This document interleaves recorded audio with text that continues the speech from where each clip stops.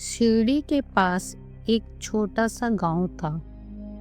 उस गांव में रमेश नाम का एक साधारण व्यक्ति रहता था।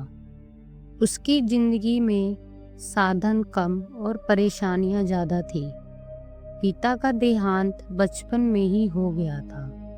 माँ बीमार रहती थी और मेहनत के बावजूद रोजगार स्थिर नहीं था। रमेश रोज मंदिर के बाहर बैठकर साईं बाबा की तस्वीर को देखता और बस इतना कहता, साईं मुझे अमीर नहीं बनना, बस इतना दे देना कि मैं मेरी माँ को मुस्कुरा सके। विश्वास की शुरुआत। एक दिन किसी ने उसे शिरडी ले जाने का सुझाव दिया।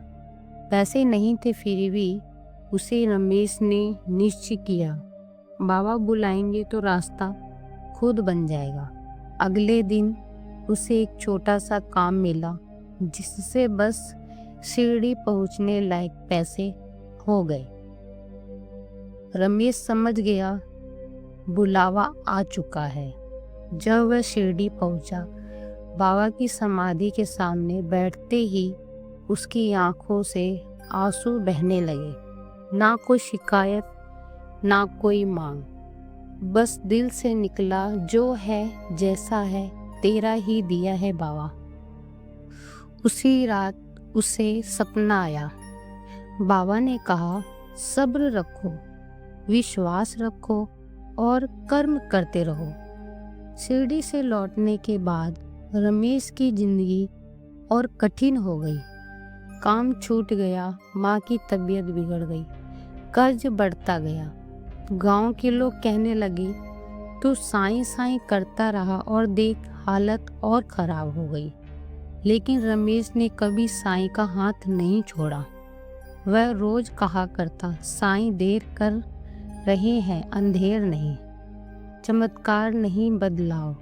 एक दिन अचानक उसे शहर में एक नौकरी का मौका मिला।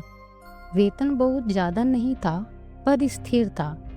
धीरे धीरे कर्ज उतरने लगा, माँ की तबीयत सुधरने लगी। रमेश ने महसूस किया साईं ने उसकी किस्मत नहीं बदली, बल्कि उसे मजबूत बना दिया। कुछ सालों बाद रमेश उसी गांव में दूसरों को रोजगार देने लगा। अब लोग रोज उसका मजाक उड़ाते थे, वही सलाह देने आते थे। रमेश बस मुस्कुराकर कहता, यह सब मेरा नहीं, मेरे साईं का है। एक बार किसी ने पूछा, साईं ने तुम्हें क्या दिया? रमेश ने उत्तर दिया, विश्वास, सब्र और सही रास्ता, और यही सबसे बड़ी कृपा है। साईं बाबा का चमत्कार नहीं करते, वह हमारे भीतर छिपी शक्ति को जगा देते हैं।